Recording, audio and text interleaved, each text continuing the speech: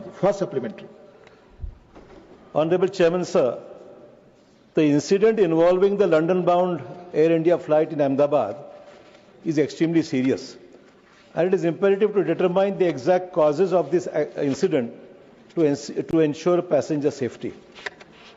What caused the fuel supply to the engines cut off is an issue which still remains unresolved. We all know that the Boeing 787 Dreamliner is an aircraft heavily reliant on electrical and electronic-based systems. This is the background of the entire issue. And one may recollect that on January 17, 2019, a Boeing Dreamliner operated by Japan's All Nippon Airways, flying from Tokyo, Haneda to Osaka, experienced an unexpected engine shutdown after landing, suspected to be caused by a software or computer glitch. In the light of this precedent, has any clarification been sought from Boeing, the engine manufacturer, GE Aerospace, Genex, and Honeywell, which provides avionics, propulsion systems, landing systems, cockpit and cabin electronics, and various components for this aircraft regarding the Ahmedabad incidents? And also, we understand that a number of airlines world over have grounded their Boeing 787 Dreamliner fleets after the Ahmedabad air crash. So I would like to know from the Honorable Minister that is this a malfunction in the aircraft's electrical system? Could the same issue that caused the electrical failure system also have led to the interruption of the fuel supply to the engines? So all these issues come to the fore. And going by the conversation which was recorded in the cockpit voice recorder, the fuel supplies to the engine was cut off. The recorded conversation indicated that neither the captain nor the co-pilot manually cut off the fuel switch. This raises a significant question. So we would like to know from the Honorable Minister that going by the preliminary report which has just been received, what is the cause of this shutdown of both the engines? Was it electrical failure or electronic failure? Or what are the preliminary findings which would lead us to know the exact causes of these incidents? Thank you. Chairman, sir, the honourable member has asked a very serious and very comprehensive question regarding the incident that has happened in Ahmedabad.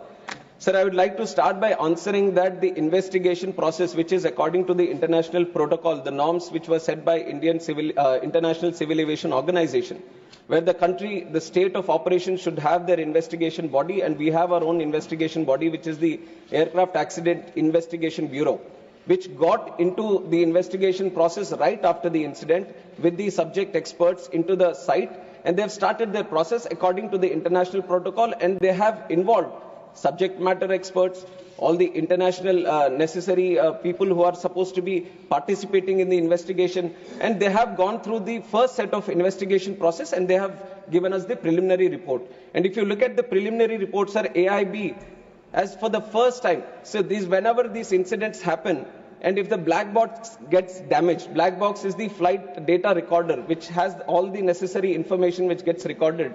And whenever there is a slight damage that happens, it was always, it came to that point, sir, where we were sending the black box outside to the original equipment manufacturer to come out with the suggestions or to come out with the exact cause of what happened, and to come out with the further future action on, it can be the Boeing 787 or the series or the fuel switches and many things which have come under question, or the avionics which you have also mentioned in your question. To have a definitive answer and a definitive future correction measures, we have to look at the final report, sir. And I can say this to the House and through you to the people of this country also, that the AIB has a very definitive, thorough, rule-based process. They are very transparently looking into the process right now, and they are totally unbiased. This also I can say that the AIB is totally unbiased and looking into the facts. Now, there can be many questions also. I have seen multiple articles myself. I have seen multiple articles not only by the Indian media but also the Western media trying to promote their own narrative, their own viewpoint, their own kind of consideration. But I have to tell you that the way we are seeing the investigation is through the facts.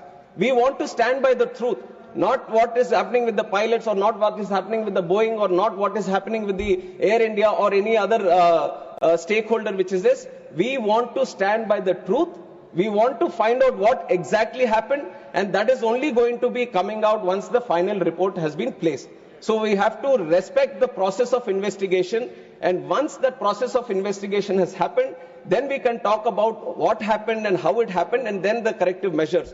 If we talk about the other incidents that would have happened before, let it be the Air Nippon, Japanese Airways, or any other airways for that fact, every time any incident happens in any country, then the same process is followed, where the investigation body gets into the process of investigation, and once the thorough investigation is done and the final report is placed, only then the corrective measures to all these countries and all these airline operators and all the regulators is sent so that the corrective action is being done. And this has happened in the previous incidences also. Wherever there was any incident happened, whenever there was a mandatory suggestive correction measures that were supposed to be done through the international protocol, it is mandatory for every state regulator to follow these and every airline operator to follow these. And we have thoroughly, without any negligence, we have thoroughly followed all the corrective and suggestive measures from the ICAO international protocol. Thank you. Second supplementary.